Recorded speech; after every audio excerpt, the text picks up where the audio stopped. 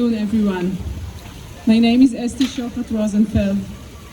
As a member of the organizing team, I'm filled with pride and optimism, anticipating the gathering of numerous individuals who share the same values for peace, ceasefire, hostages deals, and humanitarian aid. I want to open with words that my colleague, maybe better say my manager, Dr. Yela Ra'anan, the General Director of the Regional Council of the Unrecognized Villages, wrote in the days right after October 7. On Saturday, October 7, for long hours, maybe 17 hours, we were without communication, without electricity. We had small flashlights, one for me and one for the little one. It was a night when there was only one for each other, and flashlights, and a lot of gunfire and missiles.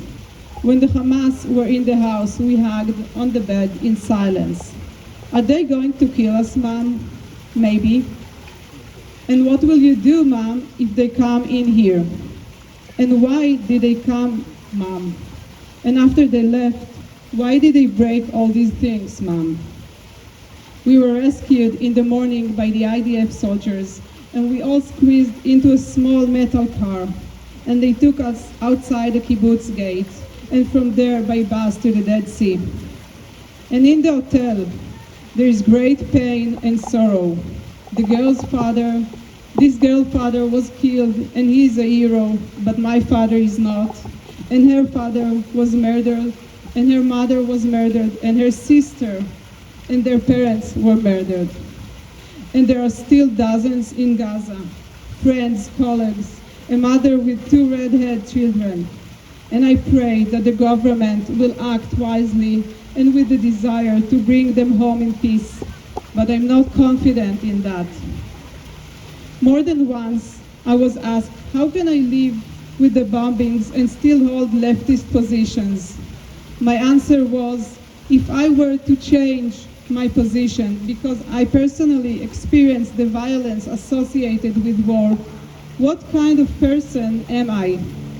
As long as others suffers and not me, then I am for peace. But if I feel the violence on life, on the border, then I understand that my principles are wrong. Didn't we know that people can brought to a cruel behavior? Haven't you looked around the world or learned from history? Haven't you asked yourself about the Holocaust?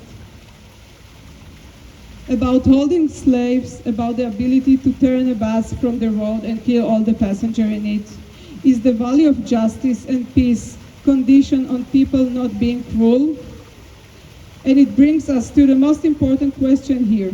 How do you bring an end to the violence? How do you bring an end to the desire to harm?